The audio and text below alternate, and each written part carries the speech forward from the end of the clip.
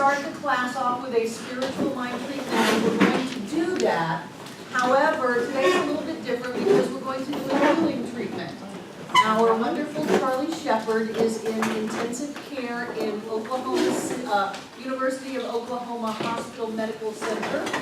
He is right now going in for a procedure to relieve a bleed in his brain. Turns out in January he slipped on the ice, fell and hit his head, and didn't tell anyone, and has had a slow brain bleed since then. So they're going to go in and they're going to have like a little medical shock back and just suck the blood out, and he's going to be fine. So I thought that this is so synchronistic. They were supposed to do it at 8-hour time, and they are just now taking him in. So while we are all gathered, and 2 or more are gathered, then let's know the perfection and the health and wholeness of our beloved Charlie, and that his brain is back to normal and he's back in Asheville and all is well. He was at the annual practitioner gathering that was in Albuquerque, New Mexico this year. So we have every practitioner around the world treating for him. Truly. His son is the minister of the Arden Presbyterian Church, and he has all of his people praying for him. So I feel like Charlie is in good hands. But I invite you to close your eyes and to take a deep breath. And to let go of any and all tension, stress, worry, or concern. And continue exhaling and inhaling and exhaling so that you let that flow of oxygen get into your body. And the real work is to know. And what do we know? But that God is all that there is. There is one power, one presence, one health and wholeness, one absolute self-existent cause, one life, one love. And since there is only one, then each and every one of us is created out of that God substance. We are made in the image and likeness of God. And so as the image and likeness of God, as the God spiritual beings that we are, we speak our word. Right here and right now, commanding all of the power of creation, going beyond any sense of condition or effect or circumstances. We go all the way to truth, which is that God is in the midst of everything. And so we focus our word for and about Charlie Shepherd. We know that he is made out of God's stuff, and that his physical body is a manifestation of the divine health and wholeness of all of life. And so we see him with God eyes. We know that his brain is in perfect shape, perfect function, perfect form. We know that the fluid around his brain is the perfect and right fluid in the perfect and right quantity. And we know that all of his neurons fire exactly like they're supposed to. All of his nerves are working just the way they are designed. His body is active and healthy, and all is well. And because we know that God is all that there is, we know that that intensive care room, every doctor, every nurse, every technician, every instrument, and every drug is God in form. And all of that comes together in grand concert and harmony to bring back into the physical state called Charlie Shepherd that absolute health and wholeness that he is.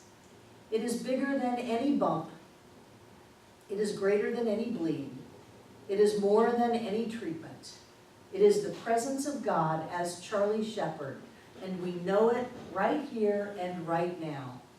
And so knowing that this procedure is a step in the revealing of health, of spirit as Charlie, we know that everything goes well, that all is well, that Charlie is well, that he is back home, happy, healthy, just his wonderful Charlie self.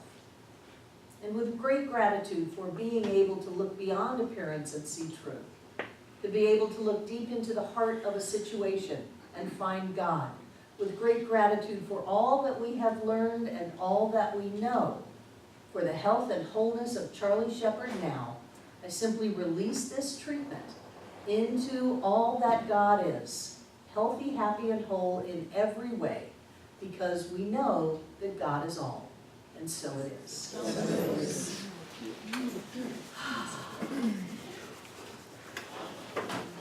There we go. This is what we do. We have a circumstance and we change it. If something shows up that is either a manifestation of grace consciousness or whatever, we don't give it all of our power and let it run our lives. We put on our God eyes, think with God mind, and see God truth. And Ernest said in the Science of Mind textbook, truth known demonstrates instantly, because that which is known is already here. You're not trying to make something happen. You're trying to look beyond the illusion of condition and form and see what is already there. See the spiritual truth of any situation, whether it's financial, whether it's health, whether it's circumstantial. This is what we do. There is nothing to be healed. There's nothing to be healed, only truth to be revealed, and then the revealing of that truth manifests in physical form. And the great thing is it manifests instantly. It's here, it's now. And that's why some people feel this teaching is a little schizophrenic, but that's okay. I want to let you know that this is the second to the last class on the metaphysical interpretation of the Bible class. After that, we're not going to have daytime classes, probably until the weather kicks in again next winter. And I think that it was a good idea to have a daytime class so that we would have something and many times we canceled Monday night class and had Tuesday morning class. So I think that that's a good idea. And the next Monday night class that we have is going to be a class on spiritual mind treatment. It's going to be a crash practitioner course is what it's going to be. And even if you are doing spiritual mind treatment regularly, it will allow you to delve more deeply into each step, to really get it, to do treatment work for yourself and to do treatment work for each other during the class. And by the time you're done, you'll really be comfortable and confident with your ability to use spiritual mind treatment, no matter what his circumstances are, to be able to go into that spiritual mind treatment, see the truth, and watch that manifest in your life. So great. Yes, Janine. Is there a report on Susan? I talked to Susan this morning. She's doing great. She has a kidney stone. They are giving her medication for it to pass out of her body easily. And they're running all kinds of tests, and she's doing great. She was going to go to her granddaughter's first birthday party today, and she decided she didn't want to pass a stone on the plane or at the party, but the stone's either going to dissolve or be expressed out of her body. Either way, she is stone free. Yeah, and it's a stone. It's a kidney stone. All right, it's very painful, but they have drugs for that. And they evidently have drugs to let everything open and lubricate and shoot it out and all of that stuff. So, hallelujah. So that's what's up with Susan. Susan is definitely on the mend. Charlie is on the mend. And we were born to heal. If we weren't born to heal, every cut, every bruise, or every break that we ever had would still be here. Our bodies are designed to heal no matter what happens to them. So Charlie fell and hit his head. That's all that happened. And he neglected to mention it to anyone. His statement to himself was, "It only hurts on the inside anyway." Oh, jeez. That's Charlie. But that's Charlie. Don't show So anything else before we get started on the Beatitudes? Good. Who is brand new in this class? No, that's all right. Your wife is Karen, your name starts with a B, right? Tim. Okay, it starts with a T. And what is your name? Kay. Kay is here, and you were here last week, weren't you? Okay. So just to bring you up to speed with some of the things we're going to talk about, when we interpret the Bible, there are some key ideas that we always want to look at. We want to look at names. We want to look at places. And we want to look at numbers.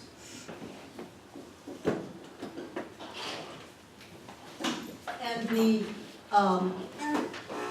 the Bible is written on at least two levels, probably many more, but there is certainly an outer level, which is just the story. You know, it's like the cops on Dragnet, just the facts, ma'am, just the facts. No interpretation, no embellishment, just the facts. So there's the outer story, and then there is an inner meaning to everything in the Bible, and what we're learning is that there's an inner meaning to everything in our life, that we can interpret things just like we can interpret Scripture. So what we want to do is we want to look at names, and the first thing we look at in names is the traditional Hebrew meaning of those. All words that start with a J-A, J-E, or J something, J-O, are all contractions of the word Jehovah. So they all mean Jehovah. Jesse means Jehovah is. Jehovah this, Jehovah that. I don't remember all of them. Other names mean certain things, and much like the stories of, was it Gulliver's Travel? What was the story? No, what was the story when everybody, their name was a description of who they are? Pilgrim's Progress? Right. Yeah. So much that way, that's what the Bible is. And if you go back and you look at what the meaning is, it tells you a lot about what's going on. So we have names that we look at. We look at places.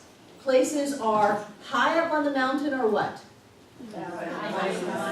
High consciousness. Deserts are what? Well, they're arid, they have no water, and water is what? Life. So desert is kind of symbolic of nothing is growing, nothing's alive, it's a wilderness kind of a thing. When you go down into the valley, what is that? Low, low, low, low. It's really simple. Low, high, Between things. water is life. Flowing rivers are moving life, the movement of life.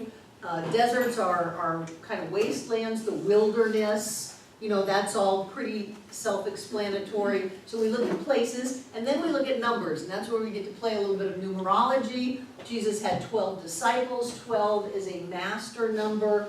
We do a lot of 40s, 40 days and 40 nights in the wilderness, 40 days and 40 nights of rain.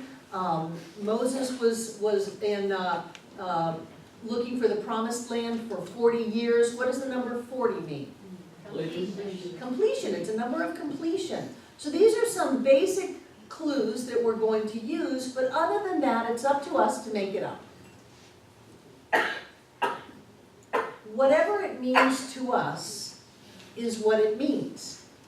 And if we can let go of the outer form and open up to our own intuition, we can get a meaning from the statements and stories in the Bible that is greater than what is on the written page. And so what we want to do in this class is we want to play with it. And we wrote our own parables, and they were fascinating, and we interpreted them. And so we get to play with what is written and look at some different ideas of what it might mean on a different level. And that's why Jesus said, for him that has ears to hear. What he was saying was, listen up, people, it's more than I'm saying. And so he would say that to his disciples, that there is going to be a greater meaning in this that I'm giving to the multitudes. Okay? Is everybody up to speed? I don't want anyone to say, what in the world are they talking about? You may still say, what in the world are they talking about, but so is everybody else.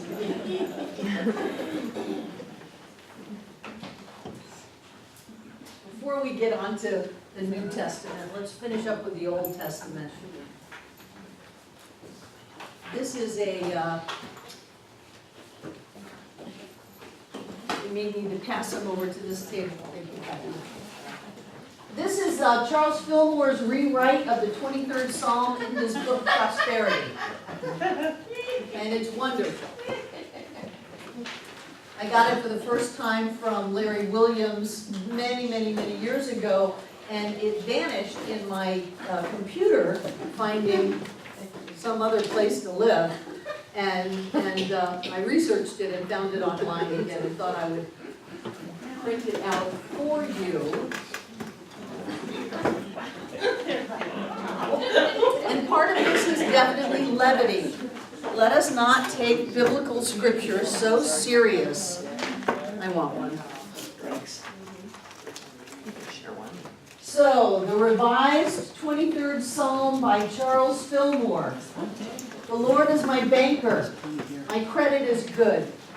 He maketh me to lie down in the consciousness of omnipresent abundance.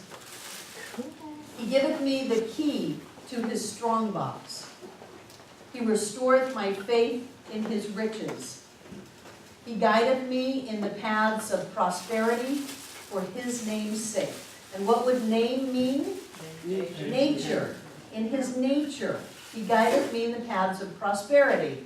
Yea, though I walk in the very shadow of death, I shall fear no evil, for thou art with me.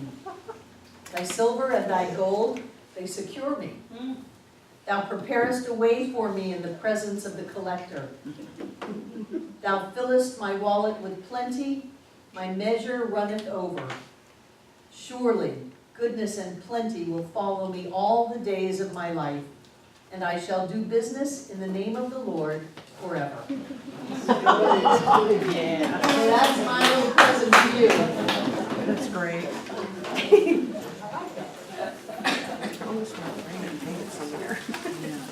So how many of you don't know what the Beatitudes are? The Beatitudes is in Matthew, when Jesus went up onto the mountains and spoke to all of the people. And these are the blessed are. Robert Schuller, who passed recently, used to say they are the Beatitudes. That these are the attitudes that you should be to secure all of the blessings that God has for you, is how he would say it. And what we're going to do is we're going to look at that, but we're also going to see what the hidden meaning is, because language has changed and things don't mean necessarily what they do not only on the surface, but they just flat out don't mean that anymore because of the thousands of years that have gone by and transpired in language. So the first one are, blessed are the poor in spirit, for theirs is the kingdom of heaven. And that just sounds terrible.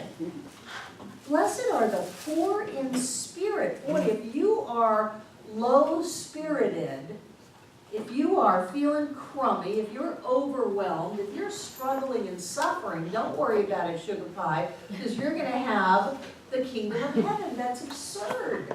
And that's ridiculous. So what might poor in spirit mean? Put on your interpreter's hat and just give it a shot. Depressed? Victoria. Rebecca asked Dale Hoffman used these, and he said that breath was spirit. So blessed are those who are poor in breath, and so to breathe. Blessed are those who are poor in spirit. Okay, So breath. breath. Who else had there? Who just said something? Okay, Rick, Sandy, Becca, and Denise. I was going to say Denise. Rick. Yeah, most modern Aramesis, that word poor can also mean home or dwelling place, Okay. not poor. So blessed are they who dwell in their home of spirit. Yes. Whole different thing, isn't it? Sandy, Becca, Denise, Not awake, not yet awake. not yet awake. Okay. Becca, Depressed? depressed, Low in low, uh-huh, low feeling. in spirit. Okay. Denise, Like the lower state of consciousness. lower state of consciousness. Wonderful. Rick, The interpretation I've heard is humble. Humble, yeah. So what Addington talks about, not Addington, Emmett Fox talks about in Sermon on the Mount, is that poor in spirit is where your ego is not caught up in it. It's not saying that I am knowing everything. Controlling, wanting to be in control, wanting to be in charge, and perhaps you've been seeking the kingdom of heaven and you've got a plan of how it's going to happen, and you know that that's the only way it's going to happen, and Spirit is showing up in your lives in different ways. Maybe that's how you ended up in Asheville. Maybe you were sure you were going to be happy in some other city and you knew exactly how it was going to happen. You were going to get work 25 years in this company and have retirement and pension, and your life was going to be okay, and then all of a sudden Spirit shows up and you had to be humble or poor in your own need to be in control, that your ideas about it are the only ideas, and to be open to the guidance of Spirit in doing something differently. So all of those interpretations are correct. And what we do is we give ourselves the answers that we need. So those of you who had an interpretation, that is a message from you to you about what's going on in your life and what you need to know. Me is almost always control issues. For me to let go of control and just let everything happen the way it wants to happen, for me, is my growth opportunity. And I'm better at it than I used to be, but I continue to have experiences where being poor in spirit means that I can take a breath and step back and let something else or someone else be in charge. Like God. Wait a minute, I'm not sure you know what you're doing here. I had a plan. Any other sharings on the first one? Caroline? Well, I love this because I have been, I'm just saying, this is so opposite of what Abraham says, which is be happy and then. And so I was trying to bring the two together, and I realized, because in my life right now, it's very fluid, and it's going it's going in a direction beyond my control or my knowing, current knowing, conscious knowing. And I've been laughing and saying I'm using the dog diary, thing that's going around Facebook, where everything the dog does. I get up, I'm eating It's breakfast. my favorite My thing. favorite thing.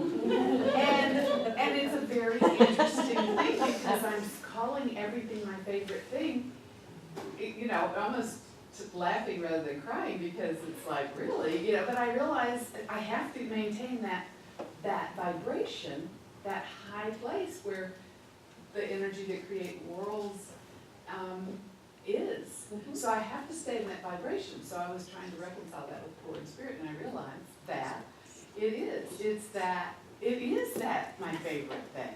It's that faith and that trust and that not ego controlling or directing.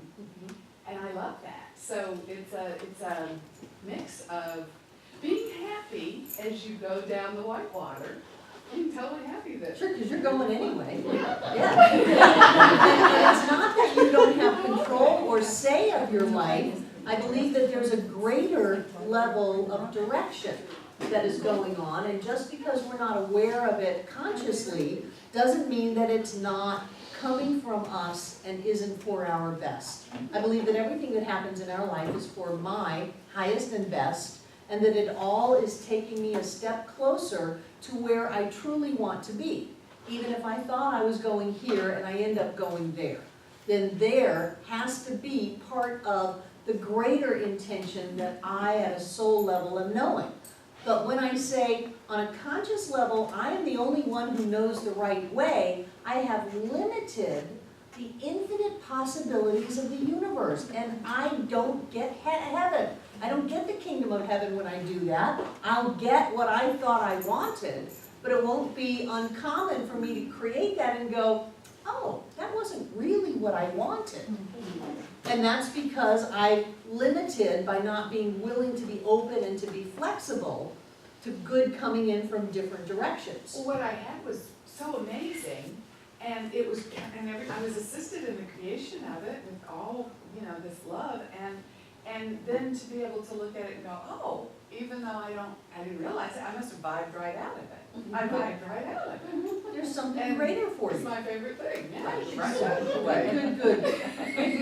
It's like the story, you probably all have heard it, about the flood and the guy in the attic, and along comes a rowboat, come get the rowboat, no, God's gonna save me. Along comes the firemen, come on, get in the boat, no, God's gonna save me. Along comes the helicopter, grab the rope, no, God's gonna save me. The guy drowns, goes to heaven and says, I thought you were gonna save me, and God says, I sent you 2 boats and a helicopter. So when we can open up to perhaps there's a greater good than we understand at the moment, or that we could have thought about, then that's when it says, yours is the kingdom of heaven, that you will move into that state of awareness of the presence of spirit, heaven on earth. You got it? Is that good? Yeah. Wonderful, let's go to 2. Again, on the surface, very depressing. Blessed are they that mourn, for they shall be comforted. So what has happened when you are mourning? Loss. You had loss. Have you ever lost anything? Has it ever worked out for your good? Oh, yeah. You ever lost a person and then were really grateful for that later? But perhaps in the meantime, there was a lot of mourning and wailing and gnashing of teeth and all of that, and you could see that in order to have something greater, you had to let go of the lesser. So instead of all of you people who are in mourning, and at that time, I don't know, at least for the Italians, I don't know about the Hebrews, but it was, you wore black for the rest of your life, and you tear your clothes, and you really work the whole mourning thing. Instead of that, it's about flexibility, when you can be okay letting go of. When you can stop holding on so tight to what you think is going to make you happy, safe, prosperous, healthy, and be willing to let go a little bit so that you can look around and see what else might be there, then you shall be comforted. You will not stay in mourning forever, because life is a flow. Things go and they come, and they come and things go. So in order to make room for the new, you get to let go of the old. You get to. It's your favorite thing. Carol. There's a saying that's attributed to Marilyn Monroe. Sometimes things fall apart, so something better can fall together. Right. Yes, Carol Marilyn. Yeah. Yeah. She studied Christian Science. I did not know Marilyn Monroe studied Christian Science. Cool. Any other comments on this one? Do you see how you're not going to take it at a surface level? And if you do take it on a surface level, then you only get a surface value from it. And whether it's what somebody with a title says it means, or whether it's what you say it means, you get a greater level of good from this, if you look a little bit deeper. Number 3, blessed are the meek, for they shall inherit the earth. Okay. What is earth? Physical. It's a place. How does earth compare with a city? Or a mountaintop, or a valley, or an ocean, or a river? It's bigger. It's the whole shebang. It's the whole thing. So they're saying that you're not going to inherit just a little place in consciousness. You're going to inherit the whole thing. But so what is meek? Let it go. To let it go. Ego is gone, what you were saying in the other one. What, Kim? I was saying the ego is laid to rest. It was much like what you were saying on the other one. No is ego, that no control. you let the egos check it at the door, so to Right, right. The meek is very close to being poor in spirit, Yeah. which means that you're not trying to be controlling, you're not a know-it-all, you're not trying to tell life how it needs to manifest in your life. You're open, you're flexible, you're going with the flow kind of thing. So the meek, rather than being timid and shy, I think transactional analysis called it dumb Dora doormat. The meek. Instead of being that, it can be what? What in your life? How are you meek? Humble, Humble, which means what? that you recognize that there's a lot of things much greater and wiser and things you aren't aware of. Okay, and does that mean that you're passive? No, not at all. Very important You're aware. idea here. You're It doesn't aware mean that that you're there's passive. It means that you're gonna set your preconceived ideas aside, maybe just for a moment. When someone says something, maybe just for a moment and think, well, could they be right? Especially if I'm having a reaction to it, it pretty much 100% means that they're right. I got an email from someone saying, you know, if you used my product, you wouldn't have had to take Con to the vet.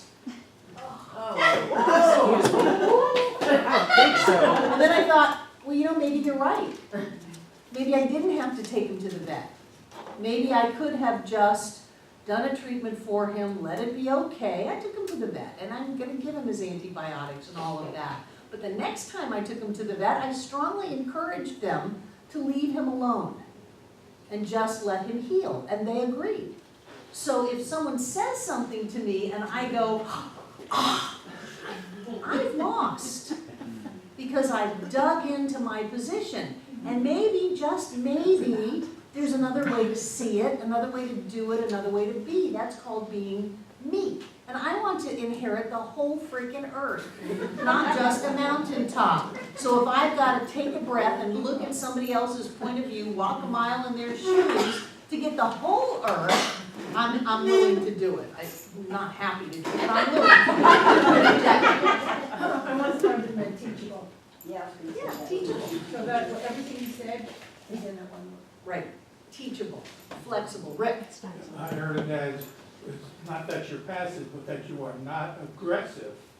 The idea of being catchable bees with anything. Right, right, you're not aggressive, you're willing to build bridges instead of blow up countries, that kind of thing. Very important on the spiritual path, that we stop blowing each other up, even in our minds. Who else has their hand up? Rick?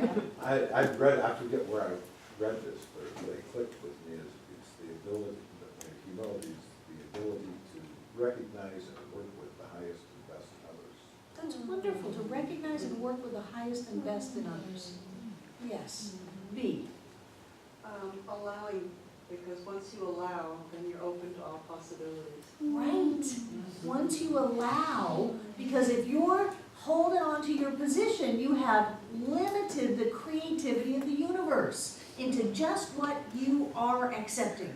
If you can allow and open, then you can have anything show up. It can come from myriad ways instead of just this one thing.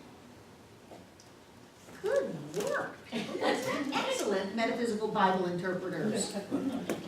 Do you have your hand up, Chet? No, I just scratched it. I don't know, some people, they're like.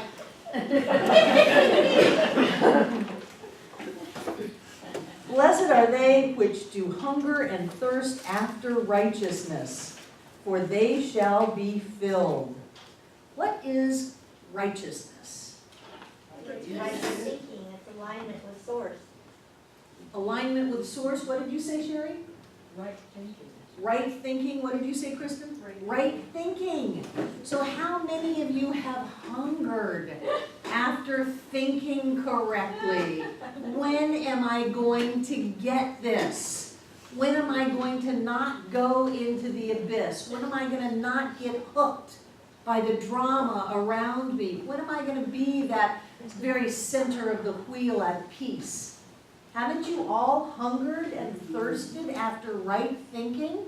God, I know I have. And so if we do that, what Jesus was saying was, hang in there. hang in there. At least you want to improve. Other people, these masses, these 5,000 people on the hill, they don't even know what right thinking is. So here you are, my disciples, my chosen ones, thoughts springing forth from the Christ consciousness. You're in turmoil. Great. At least you have something to aspire to. At least you're aware when you're in righteousness, in right thinking, and in, what would the word be, wrongshiousness,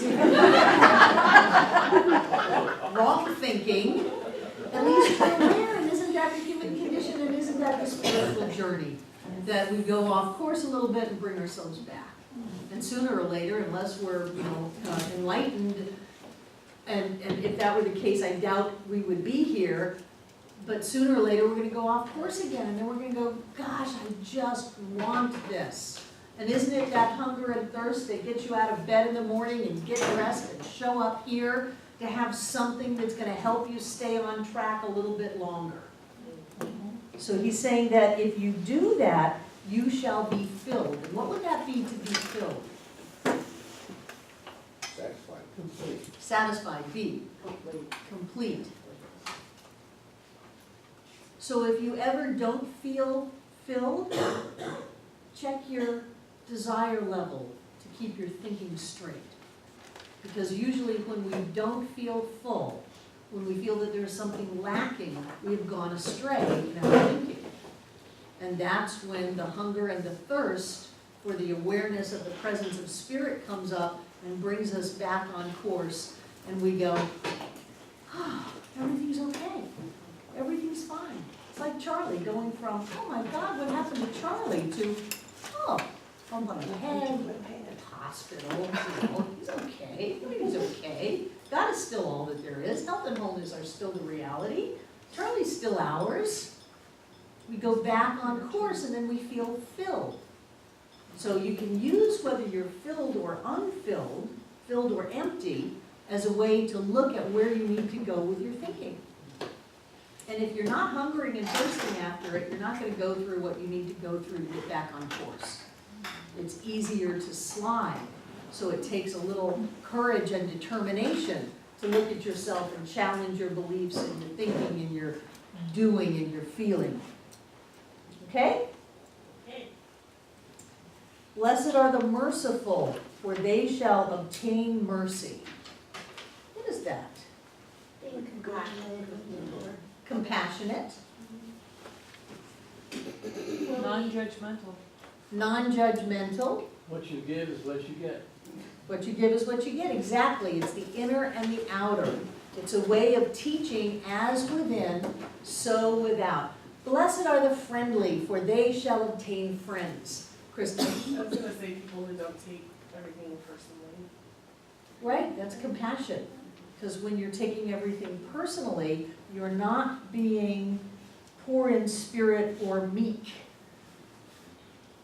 And you're limiting your creations. So as within, so without. This is one of the ways of Jesus teaching to a general group of people.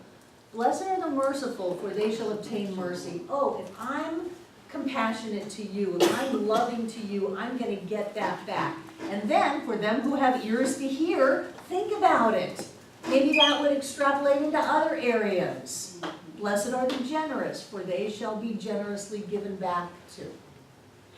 Blessed are the kind, for the people will be kind back to you.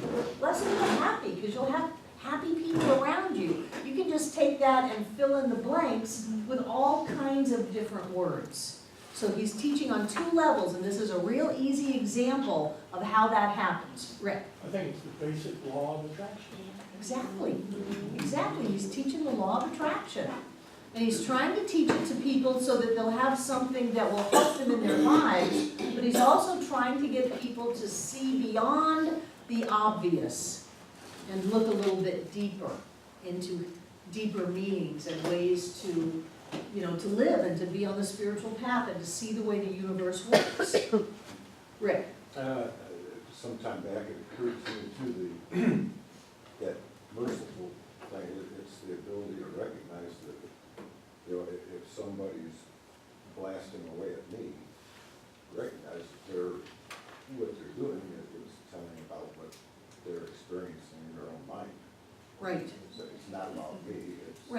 you take offense, then you cut the area between the two of you. And if you can be merciful, if you can be kind, if you can be compassionate, like in our Saturday morning class, Membership in Spiritual Community, if you haven't taken it, you're invited from 1 to 4. If you can lean into that because you already know who you are and you're solid in yourself, if you can lean into that, then you can be the force for healing in their life. Because why did they pick you? Why did they pick you to blast you?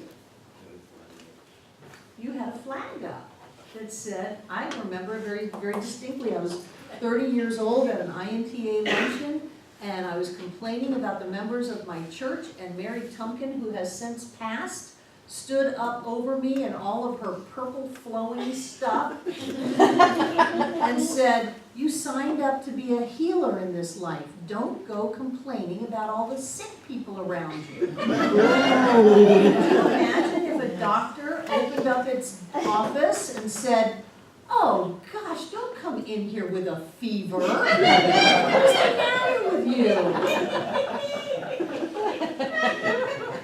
Why did someone pick us? Because we are that healing presence. We are the one that has the light shining. And so someone who's living in darkness will seek us out, and they are not aware of who they are yet. So they will come up to us with the only tools they have, which is anger and resentment and hostility, and they'll lay into us. And then if we get hooked and go down off our mountaintop into the valley and build a condo down there by forever complaining about them, then we haven't lifted them up, we've let them take us down, and we've both lost. It's a fascinating way to see the world. Blessed are the merciful, for they shall obtain mercy. All of that in one little sentence.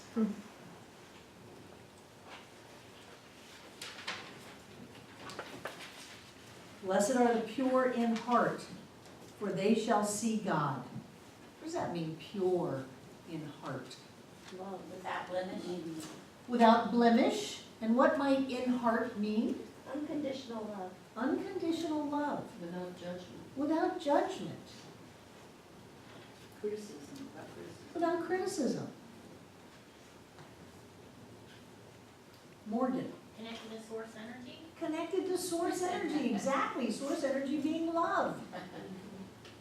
Blessed are those that are loving their way through life, for they shall see God. How do they see God? God is unconditional love. In everybody else, in unconditional love. Because if you come from a state of pure love, the only thing that you're going to see is pure love. If you're not seeing pure love, you're not coming from a space of pure love. You're not pure in heart. And when you can just let go and open up to the love of Spirit, then that love will be reflected back to you as every person, every situation, and every event. And if you're seeing love, you're going to see what? God. Yes. Yes. See, this is not that complicated. It's not that esoteric, that hidden, that you can't figure it out. What and Fox says is that heart means subconscious. I don't know if it does or not. I kind of like the feeling of love, but if it did mean subconscious, what would it be saying? Well, that even everywhere there's God. That everywhere there's God, You get no exceptions. no exceptions. And they're not going based on unconscious beliefs and. You're not going on negative unconscious beliefs, Rick. Be releasing the blocks that we believe we put in front of love. Right. Get that purity, anything that we're unconscious of, because love is conscious, and anything that's unconscious would be the blocks that we believe we put. Right, even in your subconscious or your unconscious, there's nothing unlike love. So Sure. pure for me means clear. clear. Pure means clear. Good. Good interpreting, Sherry Free. Good. Yeah. Blessed are the people who are clear about the presence of love and or who are clear not only in their conscious thought, but in their subjective or subconscious thought. Even those hidden beliefs that may be stemming from childhood, you've cleared those. They don't rule you anymore. You don't react to someone because of something your father did. You are clear. And you see God. You see the presence of God in everyone and everything because you're in the present moment. And in this present moment, without any distractions of the past, there's only God. Do you have your hand up? When you raise your hand, flop it up there for me so I can see it. Thank you, Deb. Well, I think about what Francis used to say, you say practice, practice, practice, and I was thinking purification, because you don't just, you have to work it. So it's like those who are working and, doing the work. Sure. And the clearer you are, the purer you are, the more God you see. So this could be another little flag for you. If you are not seeing God in your body, in your friends, in your checkbook, in your government, in the air quality, whatever it is, then where do you still need to clear out unconscious hidden beliefs and open up your heart to the presence that love is all that there is? B. The other thing that really hit me when Sherry said, single-minded. And I find that is the hardest thing because I get thrown off course. Someone says something, and being single-minded, I found in my life, if I can stay there, everything works, Right. flows. And Ernest says, a la the material from last night's class, that all you need is to be single-minded about one thing. You don't have to be single-minded about everything, just pick one thing and hang on to that.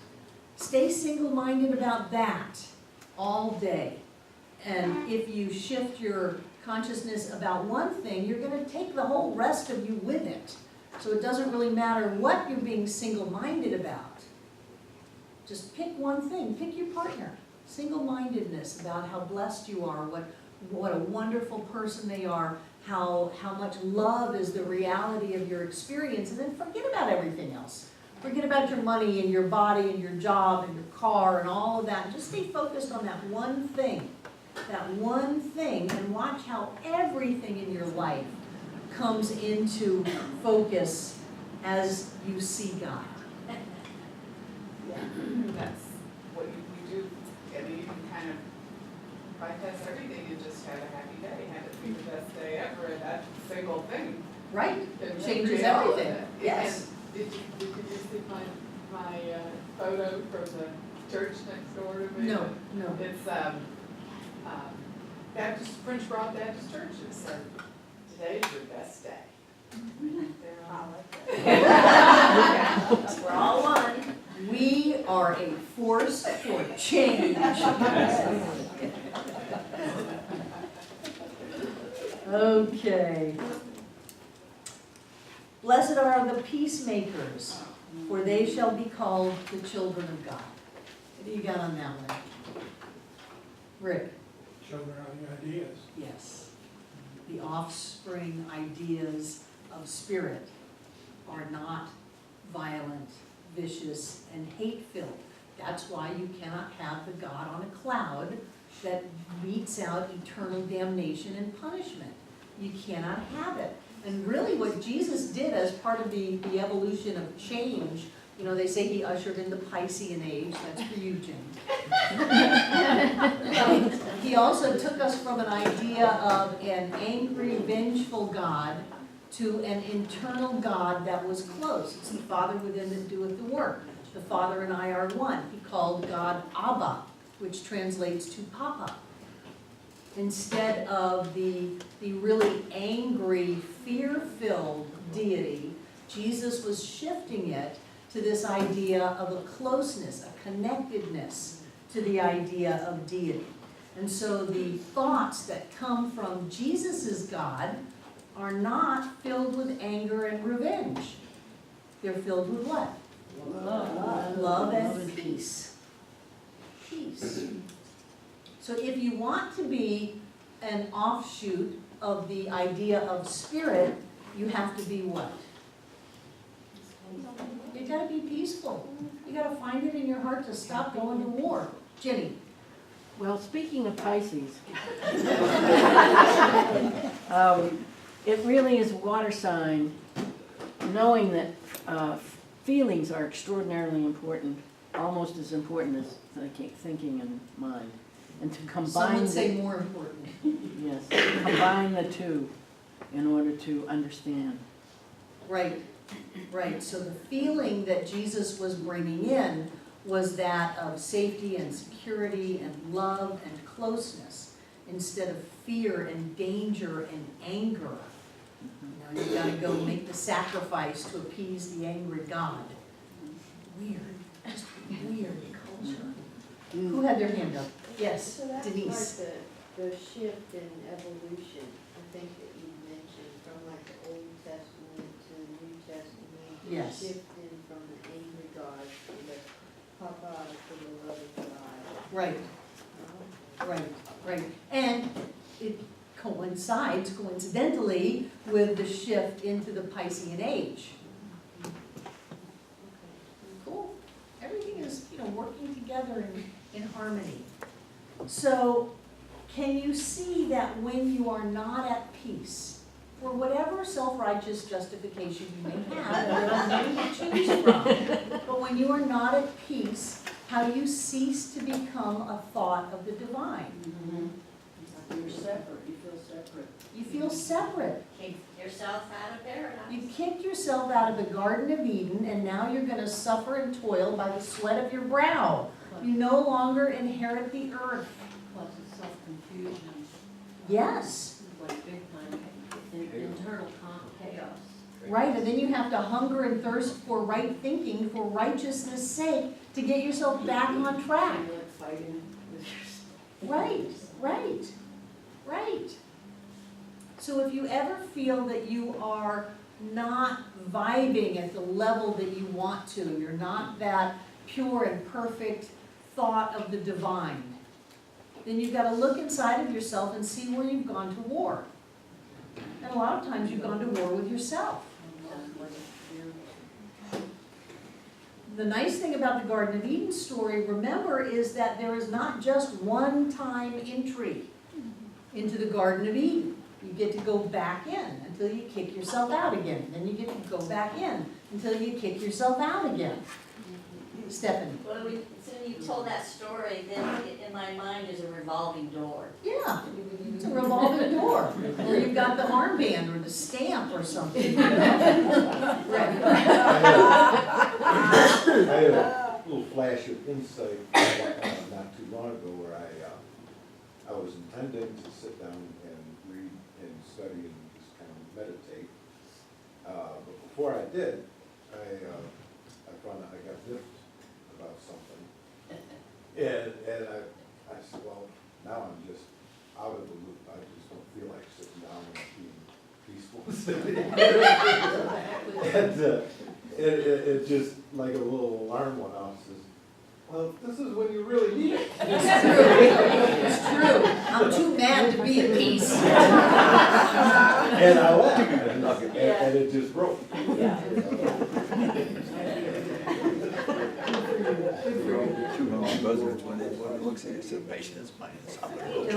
You were here by your divine birthright. There is no price to go back into the Garden of Eden other than to stop kicking yourself out. That's the price you gotta pay. Yeah.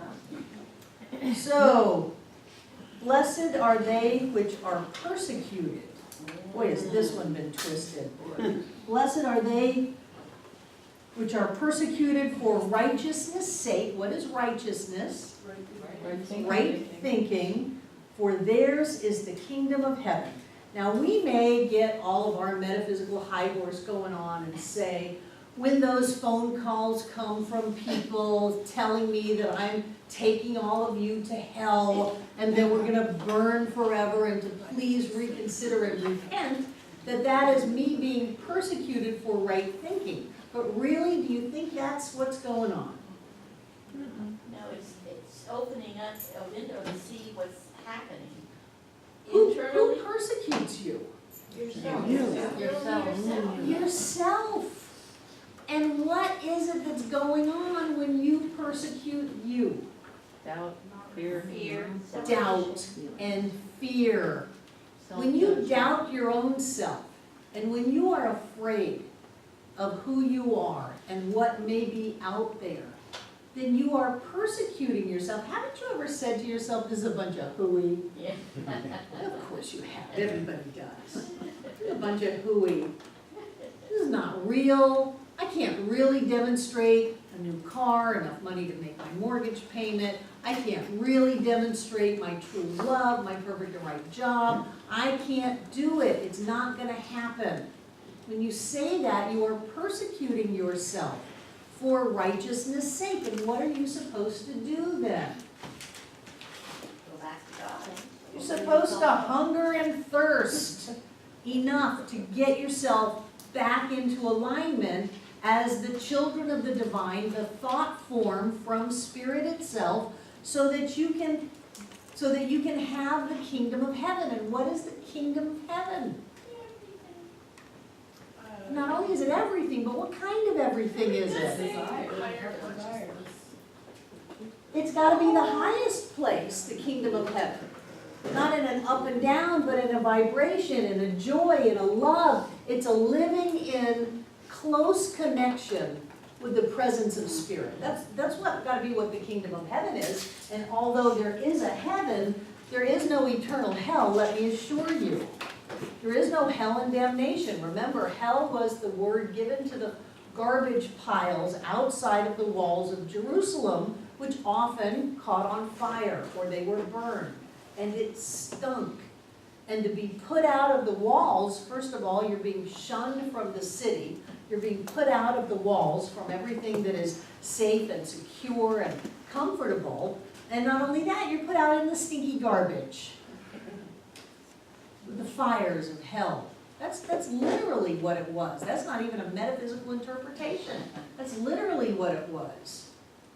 And so when you can allow yourself to come back into alignment with your true nature, which is your oneness with Spirit, that you and the Father are one, then you can inherit the earth, have the kingdom of heaven, and have the life that you're meant to live.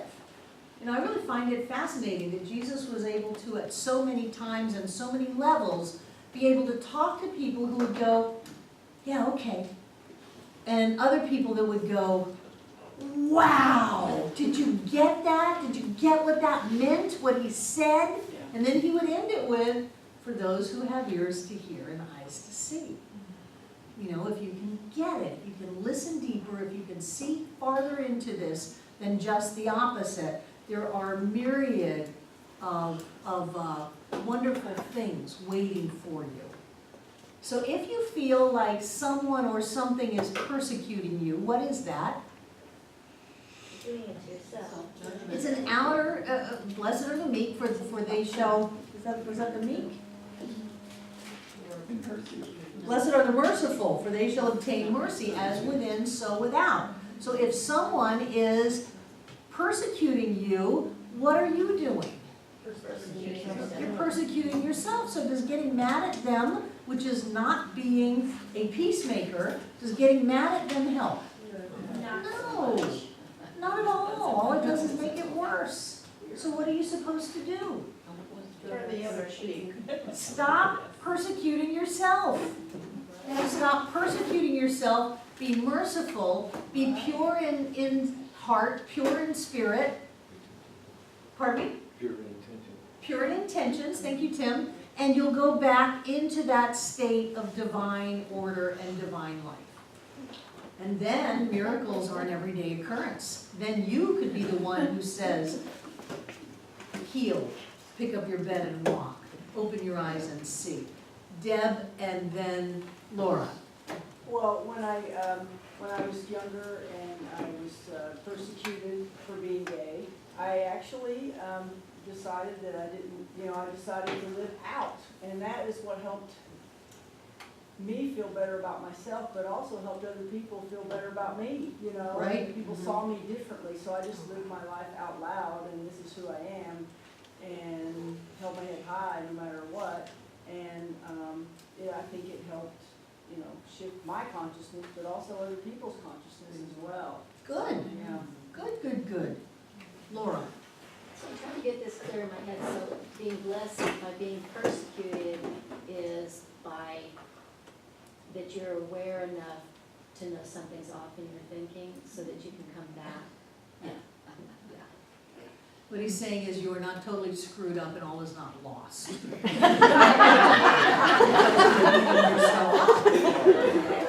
Because you're questioning who and what you are.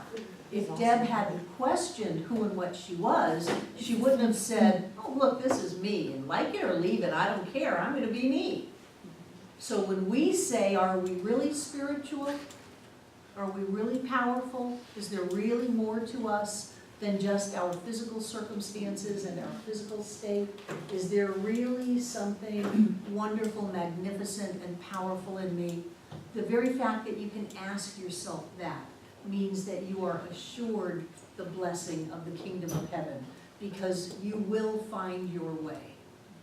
You will find your way.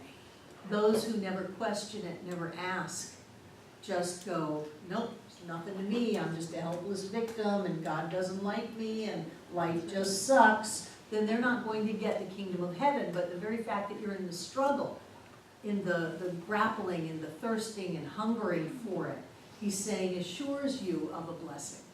Isn't that wonderful? Yeah. But that's where the surrender comes in, right, to that. Go ahead, Laura. And when I think of those times when I've doubted, when you come around the bend, then you're stronger. Yes, definitely are stronger. Who had their hand over here? Deb, and then Jackie, thank you.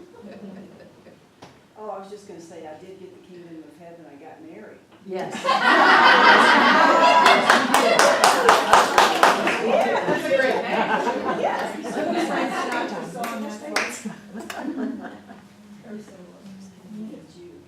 How's it go? You don't have to sing it, but what are the words?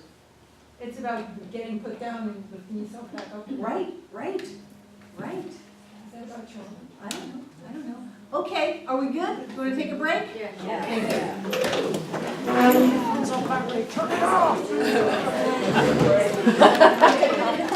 Go, are we on? The other thing we're going to talk about today is the Lord's Prayer. And before we get into any of the fancy schmancy translations by the Aramaic scholars, what I want us to do is give it a go ourselves.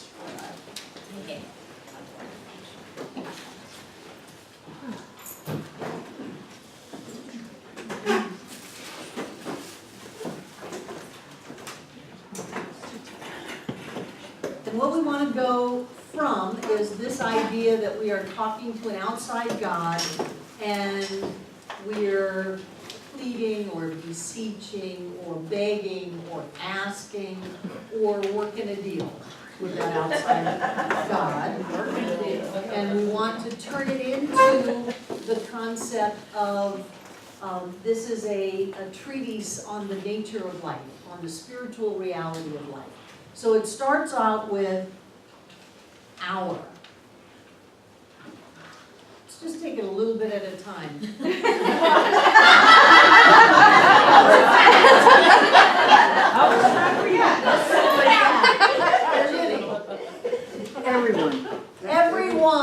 Everyone. Oh. Not just my. Oh, I got God and you don't. Ha ha ha. And not just our people, the chosen ones, the Hebrews, the Israelites. Not just that, but the total inclusive our. Not your, our. Stephanie. I'm thinking also it's a cooperative, all together, it's cooperative, God and everybody is the same, but we do it cooperatively. No, you don't like that? It can be cooperative, but what he's talking about is our Father. He's still alluding to something that's not in the our. So I think the key idea about that is that it's inclusive, it's including everyone. Who's to say that he didn't also mean to include the animal kingdoms? Right. The trees, the rocks. You know, who knows as to what level his hour went? It might not have been limited to this planet. That which created all. What our Father, which art in heaven. Let's just go jump off the whole sentence, or the whole preface. Father would be what? Cause, source, that which parented us, that which created us, our Father, which art in Highest consciousness. heaven, highest consciousness. Yes, there's something that is connected to all of us, that created us in a very high state of consciousness. Does that mean God up on a cloud? No. David said which, not who. Right, It's which not person. meaning that it doesn't have the personage to it, yes, very good, very good. Becca, With Father kind of being the seed, being kind of both earth and heaven, being both ground and above sure, of all consciousness. sure.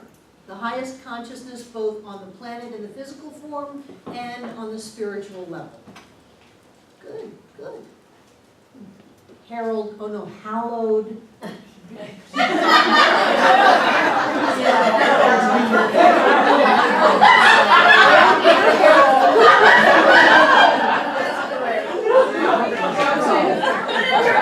I can never say it. Sure we can, it's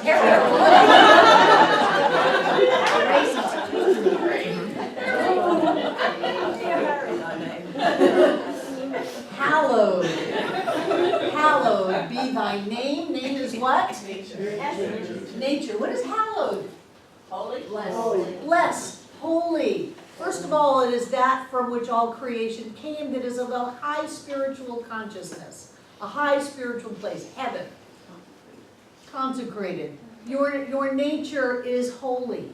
Your nature is sacred. Your nature is consecrated. Kim. I was talking with a gentleman the other night, and he was sharing with me one thing about his mother, that she considered everything, he said, the car, the rocks, everything had a soul. And I just thought that was a wonderful way to look at it, that when you were talking about our, it could be anything, and that she looked at everything with the soul, that love. Well, yeah, if everything's made out of spirit, how can everything not be spiritual? Yeah. B. Another word, whole, is whole, God is whole, everything, which goes with our. Yes. There's not only a sense of inclusionness, but a sense of wholeness to that. Our Father. Wonderful. Gosh, you guys are so good. Thy kingdom come. What kingdom? Highest spiritual. Highest spiritual. Where is, in the outer referencing, where is Father, which art in heaven? So what kingdom might be coming? The kingdom of heaven.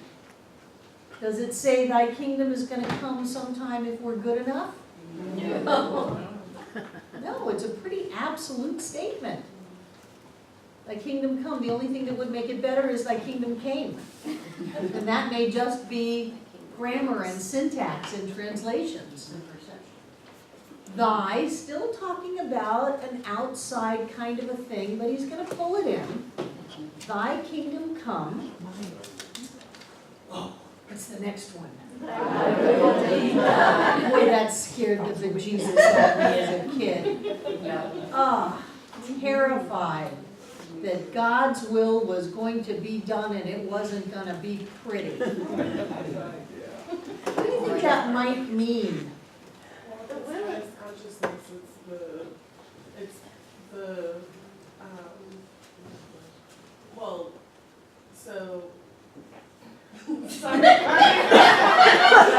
was going somewhere, I promise.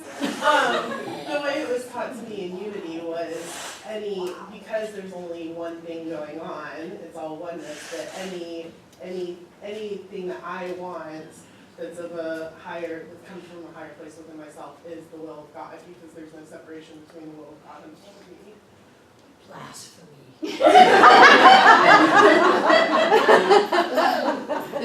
If it's all one, there's no separation between my will and God's will. Manifestation, that I can manifest anything. That you have the ability to manifest anything. Thy will, what could the will of God be? Deb? To be happy, to be joyous. To be happy, to be joyous. Stephanie? All good, only good. All good, only good. If God is all good, how can the will of God be anything other than all good? Unconditional love. Unconditional love. All knowing. That has to be the will of God. So if you still have a God up on the clouds that has an idea of who you should be or what your life should be like, that does not have joy and bliss and prosperity in it, you have got the wrong God. You've got the wrong guy. Get rid of it. The only will of God can be evolution, joy, health, balance, wholeness, peace, power, beauty, joy, love, light, wisdom. That's the only thing that it can be. How can God know something other than itself? How can an ever-expanding universe have a will of contraction and constriction? Jenny? And thy will is your will, that whatever we're thinking is going to happen. Whatever we're thinking is the will of God. Yes. That's what Kristen said. Mhm.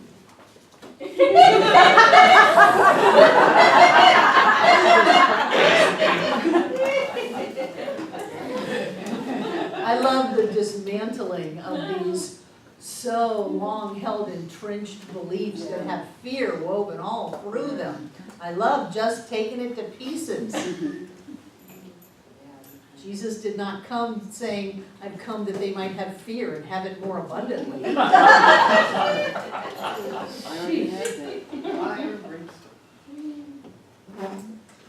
Thy will be done where?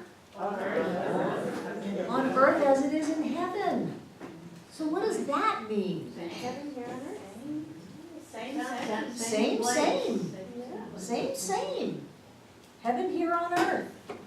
If earth is a really big consciousness of physical form, and heaven is the absolute consciousness of spiritual realm, then what he's saying is they're what? They're the same. They're the same. Now this is new thinking. Judith? I see it as, you don't have to die to go to heaven because we're already here. And it's already, it's basically up to you to empower yourself to tap into that. So you don't have to die to go to heaven, and it's basically up to you to tap into that. Good, excellent, excellent. Give us this day our daily bread. What is bread? Sustenance. Sustenance. What might bread include in languaging?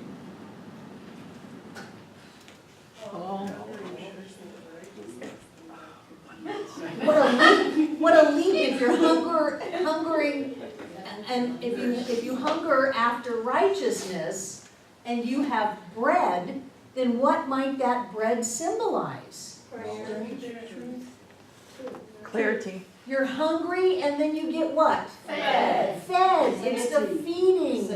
It is that you're satiated, that you have been filled with your search for righteousness. So not only is it that we now have more than enough to do whatever it is we need to do in life, everybody take a breath, the lilies of the field, all of that, you're going to have enough, you're going to be taken care of, it's all right. But you can even jump it up to a spiritual quest, a spiritual hunger, that fulfillment is going to be given to you. That's fantastic. It's good news. And how often do you get this bread? Daily. Oh, I don't think you can have it every day. I'm not sure that that's allowed. I think you only get one best day ever. Y'all are pretty pushy, aren't you? Of course you get it daily. Not only do you get it daily, but how often every day? Every Every moment you will be fed. Yeah, I like that. So everybody relax. And not only will you be fed on the physical level, but you will be fed on the spiritual level.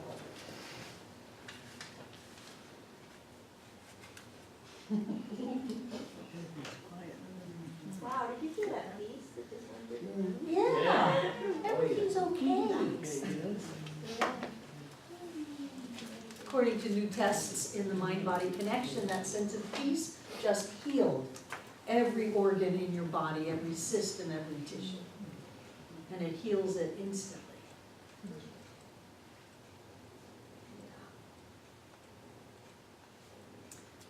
And forgive us our debts. Now this is where you get a little qualifying. As we also have forgiven our debtors. Or it can be forgive us our trespasses as we have forgiven those who trespass against us.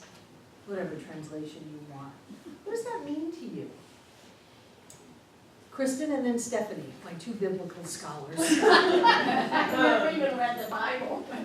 Well, so forgiveness, so if you forgive yourself, then automatically everything out there is forgiven because it was all internally. Right, the only reason you would ever hold a grudge is because you have not forgiven yourself. And this is perhaps where Edwene gets it, that the only reason you have indebtedness is because you have not forgiven yourself.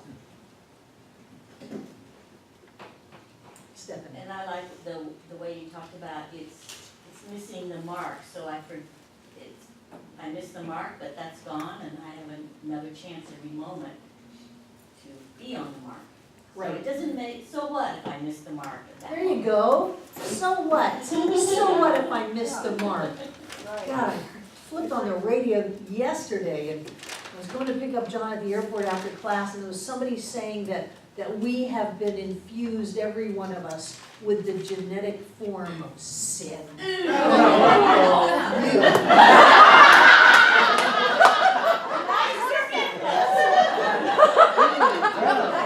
easier to forgive that stuff when I don't have to hear it. Because there is a lower way of understanding it, and then there is a higher way that says everybody misses the mark. That's all, everybody misses the mark, and so what? It is the very holy chant of, oops. That's all that it is, oops.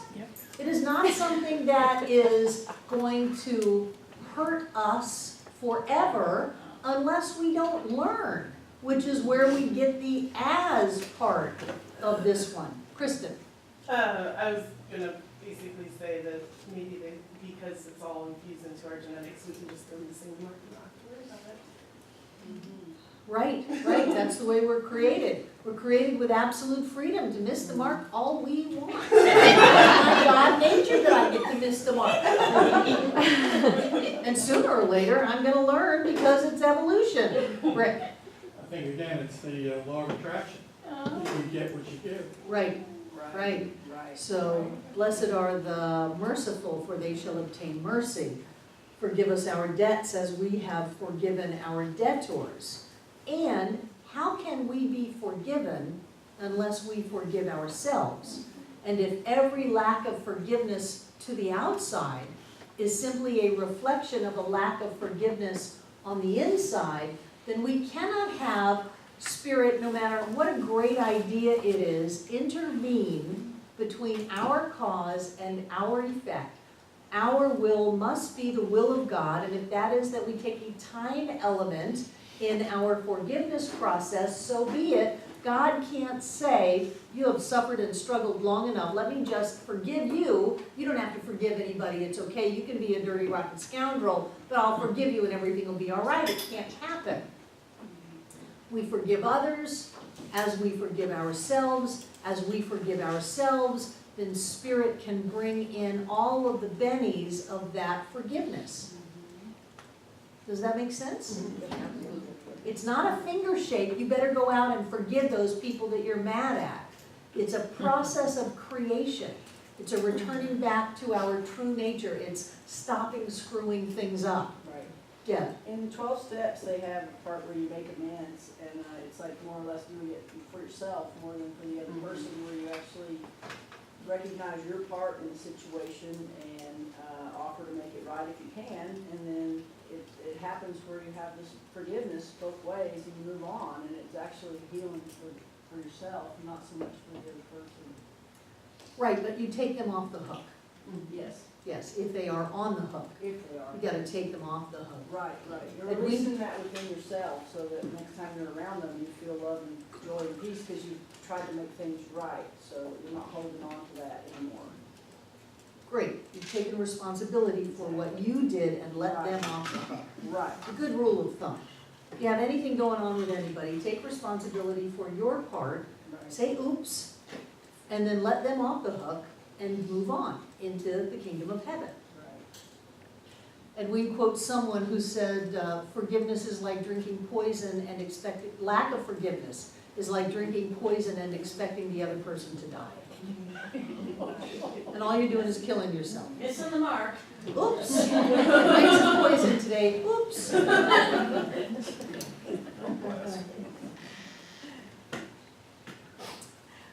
And we'll go ahead with the Lamsa translation of the next one. And do not let us enter into temptation, but deliver us from evil. Evil, which would be what? Go back to our Annie Ritz Malitz. Wrong thinking. Wrong thinking, judgment, separation, lack, limitation, that's all evil. And we definitely want to be delivered from that. We thirst and hunger after right thinking, after righteousness, and we want to be pulled away from that wrong thinking and go back into right thinking so that we can be the sons and daughters, the offspring thoughts of Spirit itself, and enter into the kingdom and inherit the earth. We want that. So in the Aramaic it says, don't let us screw up so much. And how might that happen? Sandy. Stinking thinking. Stinking thinking, but how might the not letting? It's a different kind of a concept for us. Stephanie. Well, if I chose to hang around with people that were judging and criticizing all the time, that could help me, but it also might bring me down a little bit. So it's our choices, but what is it that helps us not go there? Kristen and then Laura. By staying focused on God or source or Staying focused, Laura. Pay attention to those intuitions that we all get that say, don't go there. Right, right. What about the idea of grace? We don't talk about that much. We're very focused on cause and effect. But it would be naive of us to think that we are not all living in and under grace. You know, I should never be alive. The things I have done, I should not have ever made it this far in life. And the only thing that has changed that for me was a seeming outside of my conscious awareness impact on my life. Now, because we know the conscious part is a very small part and the subjective part of us is huge, grace can come from that subjective aspect of us, which is already one with all.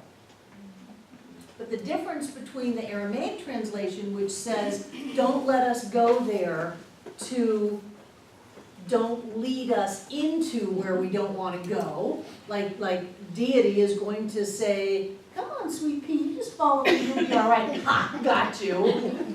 sadistic concept, to really, do you not have situations in your life where seemingly out of your awareness or effort, things have happened for your good? Yeah, miracles.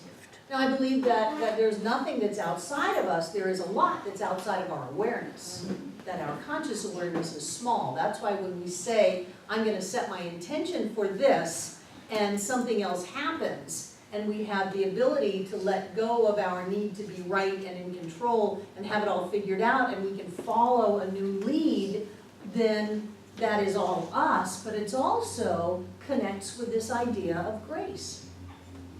Jimmy? Well, it appears as if it's a gift out of the blue, Out of the blue. when it really can be, as you said, a connection with the subconscious Right. and the connection with God, Right. God energy. John was getting, had just gotten his PhD. He was sitting on somebody else's defense of their thesis, dissertation, dissertation defense. And he sat next to someone that he got to talking to, and it turned out they had a connection of science of mind. And that she had been hired to facilitate a convention, a community gathering meeting of the United Church of Religious Science, where they were going to decide to disband or change their ways completely. And she said, will you help me? You know, you have a PhD in organizational psychology, will you help me? And he said, sure, I've been around these people, I know how screwed up they are, I'll do anything I can to help. And as time went by, the details were unfolded to where she realized she was going to be talking to a room of hundreds. And she said, I just can't talk to that many people. Will you facilitate the process? And so he was plucked up out of a trailer on a farm in Fairview, North Carolina, and dropped into the United Church of Religious Sciences convention in Long Beach, where they chose to adopt the global heart instead of the hierarchical, top-down, backstabbing, fighting, this is gonna kill us all. And, pardon me? The dogma of the church. They had consultants come in and say that the organization was at the level of death. Wow. And they needed to go out of business and disband it. And instead, they all rallied. And all but one center, one church in the entire movement voted to go with this thing. Now, if that's not grace, I don't know what is. Because that put John back in with the organization, had us affiliate back into the organization, which I was not happy about at all. They had kicked me out. You know, and I was all about not being merciful. So the series of events that came from that, you know, ended up with the two organizations coming together and the work that is now being done. Science of Mind magazine is in every Barnes and Noble in the country. That's huge, huge. There are 1,000 spiritual living circles. That's groups that meet in people's homes, that go through the magazine, they get free online magazines, they get free study guides, and they're scattered all around the country and all around the world. Things are changing, and there's no way that John would have been able to have that impact if he hadn't literally been picked up and plopped down in this meeting. And there were plenty of people who said, who do you think you are? Do you know who he is? The phrase was, do you know who he's married to? I was talking about not letting us in because of me. They knew the force that was coming. So think about your life for a minute. What has been at the level of grace? Fish falling out of the sky. You know? What has the grace been in your life? That there is something that's greater than we are aware of. Not that's greater than us, because it is us. But it is certainly our level of awareness that keeps us from entering into temptation, and it does in fact deliver us from thoughts of separation and judgment and limitation. And I think we miss a little bit in this teaching, because it's so easy to go for grace instead of personal responsibility. Well, I'll just let the grace of God carry me out of this mess. I won't take any personal responsibility, and I'll do it all over again. No, that's not what it means, but it does mean that there is something. You know, Cliff used to have a song, "The universe is on your side and you are loved." There is something there. And I think that that's what's alluded to in this part of the Lord's Prayer. And I was just thinking, if you hadn't been a center, if you hadn't, y'all just became a center not long before that, right? And so it wouldn't have, it was just all perfect orchestration and. It was perfect orchestration, yes, right there, yes, right? yes, it Yeah. was, yes, it was. For thine, who's it talking about? Everybody, is the kingdom, where's that? Higher consciousness. It's a place, highest consciousness, gotta be talking about the kingdom of heaven. That's what he is always talking about. The kingdom of heaven is at hand, the kingdom of heaven this, the kingdom of heaven is like. For thine is the kingdom and the power and the glory forever. What does that mean? No exceptions. No exceptions. All. All encompassing. This is the truth. That's what amen means. Amen, amen. I'm not BSing you. This is really the truth. This is really what it is. I mean, that's really what it means. What does it mean? What does it mean? What does it mean? What? What does amen mean? This is the truth. Okay. I'm not giving a metaphor, an allegory, or I'm not tricking you, which in the Aramaic language wasn't uncommon that people would just make things up. And when you say amen, what he's saying is this is real, this is really true, I really mean this. Yeah. Judith? Yeah, I have a question. Earlier in that prayer when it says, comparing the kingdom of heaven with earth, or, For in earth as it is in heaven. right? Yeah. Could it be too that because it has evolved throughout that prayer, that at the end of the prayer, the kingdom of heaven is actually encompassing, is here on Exactly. earth? Exactly. And so the higher consciousness has come from here, and it's come full circle, and now it is. Right, you're All- establishing the right. kingdom of heaven is here with all of the power and the glory forever. Right. And he says, and this is really true. Becca? I kind of focus on the word power as letting people know it's not whamby-pamby. This Not isn't- whamby-pamby. This is not just a spaghetti noodle. This is power. This is strength. This is straight. This is Yes. spark. This is real. I mean, he told people to go in the closet and close the door, which means shut up. That's what it meant. It's awesome. Janine? But the Catholics don't use that last line. Is there some reason? Anybody know? Which one? For thine is the Thine is the kingdom. power. They Yes, just they do. stop. No, they don't. There's a Catholic right here. Mine no longer. Yes, Oh, I've been in all Catholic. those Catholic services, but I Some haven't do, seen some don't. they just stop without it. I don't know. I don't know. I think You know, I'm all about being merciful. It's used at a different time. Oh, they do use. Oh, they do. They do use, not. Chet? Well, Chet. I'm a recovering Catholic, and I'm a little older than most people. But when I was a kid, going to Catholic school, you wouldn't dare say that this. Great, I don't want to talk about the Catholics. All right. Okay. So what I want to do is read you two translations of the Lord's Prayer. One is from the translation from 1st century Aramaic. And this has a lot of the things that Victoria was talking about when you go into the true translations that are very different. So I invite you to close your eyes because this is different.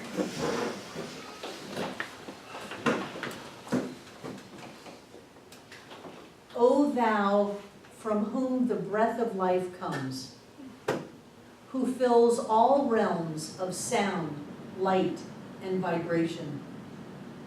May your light be experienced in my utmost holiest. Your heavenly domain approaches. Let your will come true in the universe just as on earth. Let your will come true in all that vibrates, just as in that which is material and dense. Give us wisdom, understanding, and assistance for our daily need. Detach the fetters of faults that bind us, like we let go of the guilt of others. Let us not be lost in superficial things, but let us be freed from that which keeps us off from our true purpose. From you comes the all-working will, the lively strength to act, the song that beautifies all and renews itself from age to age, sealed in trust, faith, and truth.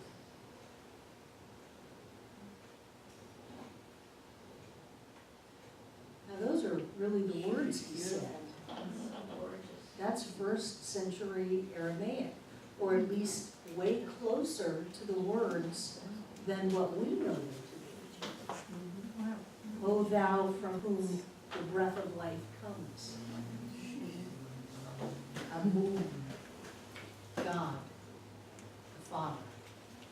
So 300 and some odd translations later, we get Our Father which art in heaven, instead of O thou from whom the breath of life comes. It feels very different, doesn't it? Yeah, I know. You can have this copy, you can just Google it, that's what I did. And this one is by Neil Douglas Klotz from a book called Prayers of the Cosmos. Take a deep breath. This is more of a translation and interpretation, whereas this first one was pure translation. Those were the words. O birther, father, mother of the cosmos, focus your light within us, make it useful. Create your reign of unity now, through our fiery hearts and willing hands. Help us love beyond our ideals and sprout acts of compassion for all creatures. Animate the earth within us. We then feel the wisdom underneath, supporting all. Untangle the knots within, so that we can mend our heart's simple ties to each other. Don't let surface things delude us, but free us from what holds us back from our true purpose. Out of you, the astonishing fire, returning light and sound to the cosmos. Amen. It's called Prayers of the Cosmos. It's by a guy named Klotz. Isn't that fascinating? You know, we look at it from what we've got and we interpret it and bring it to a higher level. And then we look at the real words and oh my gosh, it's at that higher level. And then we have someone who mixes a little interpretation, a little translation, and it's at that higher level. Our job is to get to the higher level. That's the whole focus here. Not to be deluded by the world of conditions, or not just to hear the words on the page and take it as the God's honest truth. But for those who have ears to hear, let them listen. Let them think. Let them see things differently. Don't just take the surface of anything, but let it touch your heart. Let it touch your soul. And if it touches you and it lifts you, you know it's right. And some of those other ideas never lifted me. They took me down into the wilderness, into the desert, into the valley. They tried to convince me as a child that that was the mountaintop, and each and every one of us knew different. So check it out with yourself. You have the answers. You have them all. And there's great beauty in those. Questions, comments? Deb? class, and I loved it, going deeper. And I wish that we could have that more on Sundays. I think that would be a good thing to have, like a, interpretation of the Beatitudes or something like that. It would help. Because I'm seeing the Bible now as a wisdom text, not as a voodoo or. That's awesome. I will take that under advisement, and it's important to lift people up, and some of our people, if we do that, they will leave. And does that mean that I dumb down the teaching? No, but do I throw it in their face? No. I've been hesitant. Makes sense. I've been hesitant. Andra and then Rick. I have to say, I've been here a long time and I've taken a lot of classes. This is my favorite class. Good. Over the last, whatever it is, 12, 13 years. Rick. Our Sunday morning discussion group, right now we're focusing on treatment by homes, but that could certainly be expanded into some discussion about the Bible. Bible study.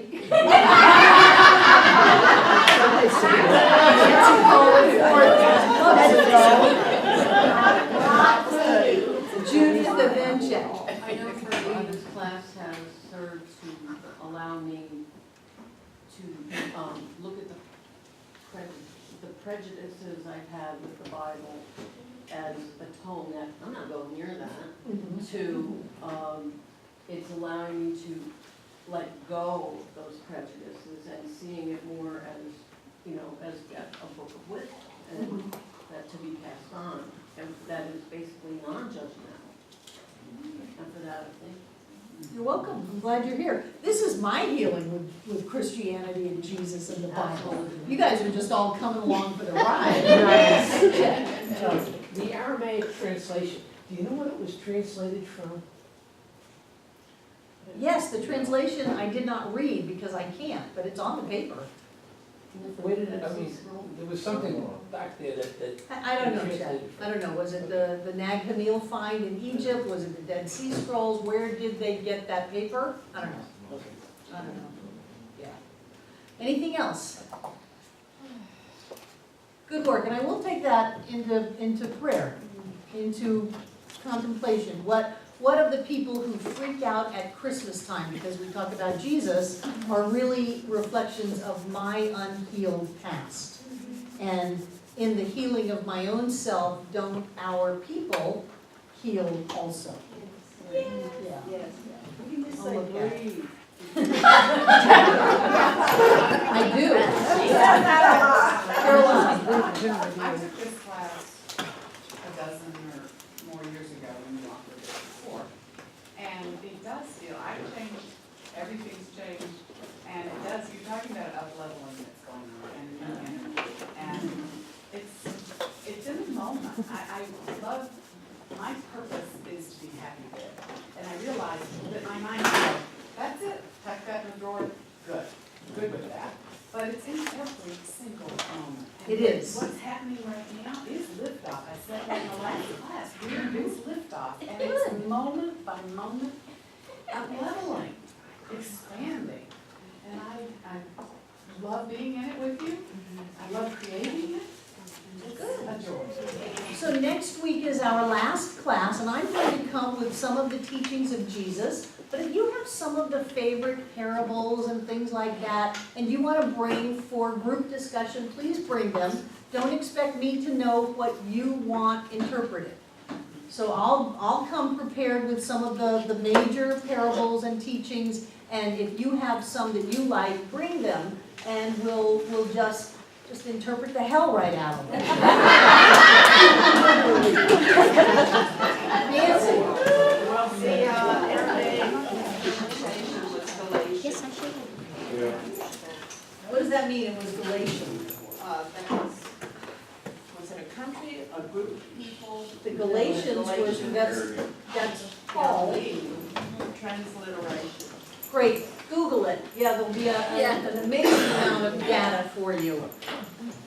So as you hold what you're going to give,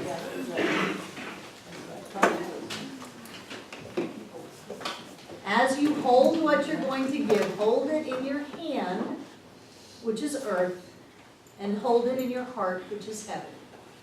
And know that heaven is on earth, and that the love that you are goes with your gift, that it prospers you, it prospers this center, and it prospers everywhere that this gift goes. Know that you are thought forms of that which is most high, that you are on course, that the kingdom has already been given, and all is well. I know that each and every one of us comes together in our generous hearts and giving to make this Center for Spiritual Living all that it was ever meant to be. It is a place of peace, a beacon of light, a tower of strength, and a fountain of wisdom that touches the lives of all who call it home. And so it is. So it is.